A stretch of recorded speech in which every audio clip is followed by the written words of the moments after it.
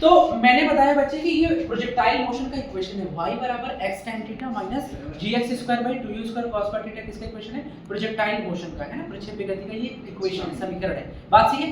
अब यहाँ पर ना एक चीज मैं बताता हूँ बच्चे, जब हम 1D मोशन कर रहे थे, है ना, 1D किसी पार्टिकल को सीधा फेंक रहे थे, है ना, तो सीधा फेंक रहे थे तो क्या हो रहा था, सीधा फेंक रहे थे तो क्या हो रहा था कि भाई वो सरल रेखा में चल रहा था, स्ट्रेट लाइन में चल रहा था। अब मुद्दा ये है कि जब किसी पार्टिकल को आप प्रोजेक्टाइल मोशन कराते हो, मतलब प्रोजेक्ट करते हो, तो वो उसका पाथ कौन सा होगा, उसका पाथ क्या होगा, आप समझ पा रहे हो? तो उसका पाथ हम कैसे निर्धारित करेंगे, कैसे बताएंगे?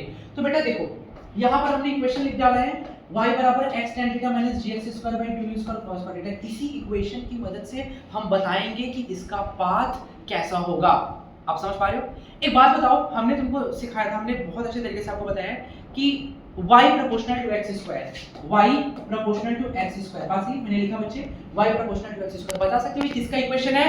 किसका इक्वेशन है ये? नहीं पता। y proportional to x square किसका इक्वेशन है? पैराबोला। किसका है? पैराबोला। किसका है? पैराबोला। मैंने सिखाया है बच्चे कि y और x दोनों में से किसी एक के पावर मैक्सिमम 2 हो तो ग्राफ कैसा बनेगा? पैराबोला। कैसा बनेगा? पैराबोला।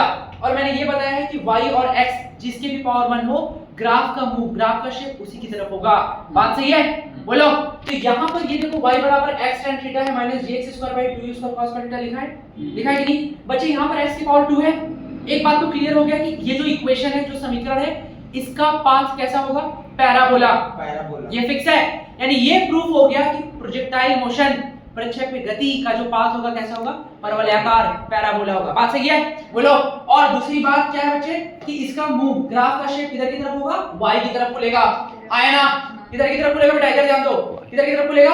y की तरफ। तो बच्चे यहाँ पर मैं एक समीकरण लिखने जा रहा हूँ, इक्वेशन लिखने जा रहा हूँ, y बराबर ax माइनस bx स्क्वायर। लिख दिया। किसी को कोई तकलीफ है क्या? किसी को कोई प्रॉब्लम है क्या? y बराबर ax माइनस bx स्क्वायर हमने लिख दिया, नो प्रॉब्लम।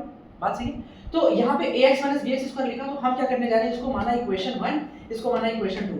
अब बच्चे नीट के एग्जाम में और हमारे बोर्ड में, अभी हम नीट की बात कर रहे हैं, तो नीट में क्वेश्चन आता है कि अगर y बराबर ax माइनस bx स्क्वायर दिया है तो तुम मुझे प्रोजेक्टेड एंगल यानी कि प्रक्षेपण कोण बता दो, किस एंगल पे पार्टिकल को प्रोजेक्ट किया गया है, और प्रोजेक्टेड वेलोसिटी बता दो, यानी किस वेलोसिटी से, किस वेग से पार्टिकल को फेंका गया है। आप समझ पा रहे हो? इस समीकरण दे देगा, ये समीकरण, और यहाँ पे a और b का कुछ वैल्यू दे देगा। दरअसल a और b कांस्टेंट है। a और b क्या है? कांस्टेंट। यहाँ पे मुझे ये प्रोजेक्टेड एंगल और प्रोजेक्टेड वेलोसिटी बताना है। कैसे बताओगे बेटा? यहाँ पर दोनों को कंपेयर करोगे, दोनों की तुलना करोगे। x tan theta minus gx square by 2u square cos का थीटा से कंपेयर करो।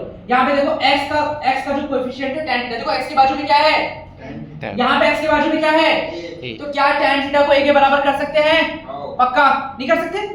बोलना। हाँ, tan थीटा किसके